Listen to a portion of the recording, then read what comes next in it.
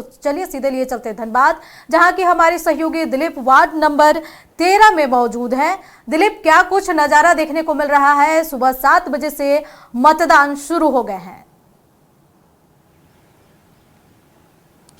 देखिए, सुबह 7 बजे से मतदान शुरू हो गए हैं। कई मतदान केंद्र बनाए गए हैं। इस वक्त हम धनबाद के कला भवन में वीआईपी मतदान केंद्र इसको कहा जाता है, 13 नंबर मतदान केंद्र। यहाँ पे भी देखिए मतदान की प्रक्रिया शुरू हो गई, लेकिन इक्का दुक्का लोग अभी आ रहे हैं क्योंकि सुबह का वक्त है, शहर की सरकार चुनने की बारी है, तो लोग थोड़े समझ करके आ रहे हैं। क्योंकि अमूमन देखा जाता है विधानसभा लोकसभा के चुनाव होते हैं तो भीड़ काफ़ी होती, काफ़ी संख्या में लोग आते हैं, पहले मतदान फिर जलपान की बात होती है। लेकिन अभी भी पहले मतदान और जलपान की बात, पहले मतदान और फिर जलपान की बात है। लेकिन थोड़ी मतदान की प्रक्रिया काफ़ी स्लो चल रही है क्योंकि मतदाता को निकलने में थोड़ा वक्त लग रहा है। क्या उनके दिमाग में चल रहा है ये बताना थोड़ा मुश्किल है, लेकिन जैसे जैसे समय बढ़ेंगे हो सकता है कि मतदान की प्रक्रिया थोड़ी और बढ़ेगी, लोग यहाँ पे पहुँचेंगे, कतार बदल। लेकिन कुछ महिलाएं हैं जो मतदान करके निकली हैं, हम उनसे सीधा समझेंगे।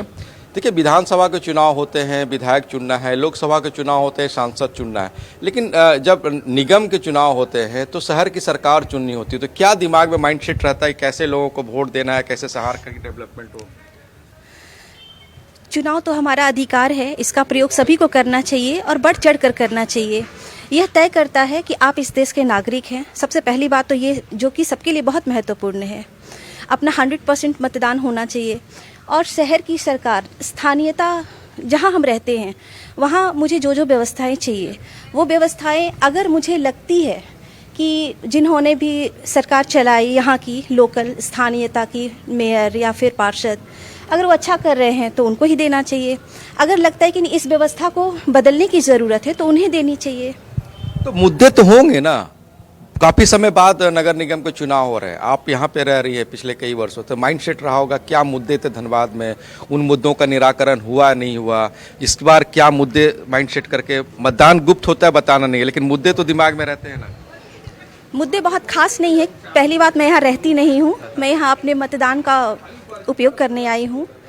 और जहाँ तक मैं देख पा रही हूँ, हमारे यहाँ की व्यवस्था बहुत ही चुस्त दुरुस्त है। थोड़ी बहुत कमियाँ तो होती रहती हैं, लेकिन जो भी यहाँ पे पार्षद हैं हमारे निकाय के, या जो भी यहाँ मेयर हैं, उन्होंने अपनी व्यवस्था बड़ी अच्छी रखी है। थोड़ी बहुत कमियाँ तो होती हैं। देखिए, थोड़ी बहुत कमियाँ रहती है। शहर की सरकार पेपर से हो रहा है, ईवीएम से नहीं हो रहा है, तो जो वोटर्स आ रहे हैं उनको क्या परेशानी हो रही है या उन्हें ये भी ईजी लग रहा है?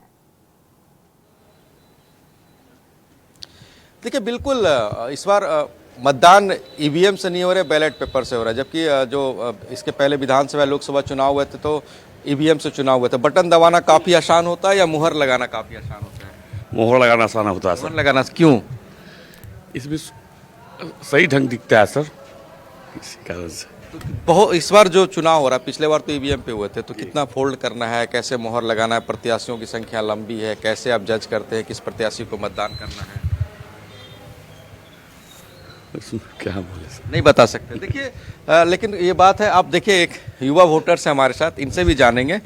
आप पहली बार वोट दे रहे क्या? जी, ये मेरा फर्स्ट टाइम है वोट। फर्स्ट टाइम वोट है और फर्स्ट टाइम ही आप मोहर लगाए हैं, बटन नहीं दबाए हैं। हाँ, ये तो एक मतलब मैं कमी मानूंगा, क्योंकि डिजिटल इंडिया के तहत ये चीज़ तो नहीं होनी चाहिए थी, क्योंकि अंदर इतना कन्फ्यूजन था, कैसे पेपर मोड़ना है, कैसे वोट लगाना है, कैसे स्टैंप करना है। पहले बार को ना तो कुछ सिखाया गया ना कुछ और, तो ये मैं कमी मानूंगा सिस्टम में।